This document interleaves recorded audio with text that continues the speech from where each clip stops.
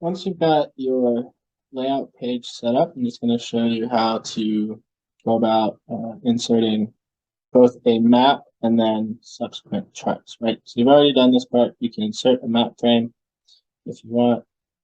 I'll leave it to y'all to lay things out accordingly using your own stylistic choices. This is just a rough example.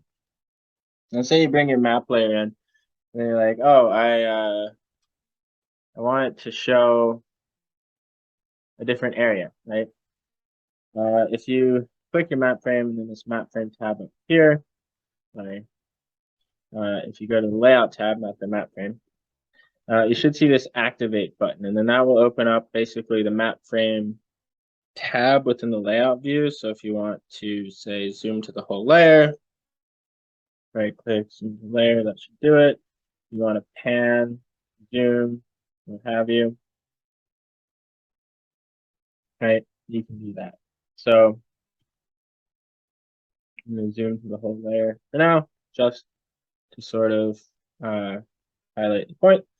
Say you want to exit this, then you just click back on the layout tab. Now you can change the scale just by doing this. Say you want to set it to something nice and round, like 500,000, right? And that shows more or less the whole Metro Vancouver area. So now that you've got a map frame, you can add any charts that are associated with whatever's in that map frame, right? So you've got two charts, housing cost versus mean NDVI and housing cost versus green space. We want both of these in here. So if you go to chart frame, you'll see they pop up. In fact, you can insert any of the charts that are in this map, but we just want these two, right? So you can set this one up here and do the next one below. Make sure you don't double them up, obviously. You know, ARC will try to give you some kind of pointers and grid lines about how to line things up neatly. But if you want them to sort of lay out better, say you want these to be exactly equal sizes, right? You can manually type the sort of widths and the heights in here, right? So note this one's a little bit shorter.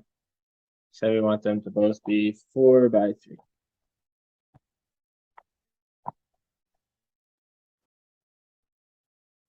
Just to be specific.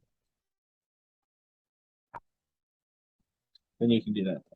All right, and so I'll leave it to you to do that. Also, when you're working with a chart, I've already done it here, but if you go to this general tab, you can edit the names, right? So the titles, the axis titles, all that stuff is going to be a little bit sort of verbose by default, and you want to give it things that are meaningful, right? So you want to turn the axis title off. You just uncheck a button, do that, right? Well, make sure that it makes sense.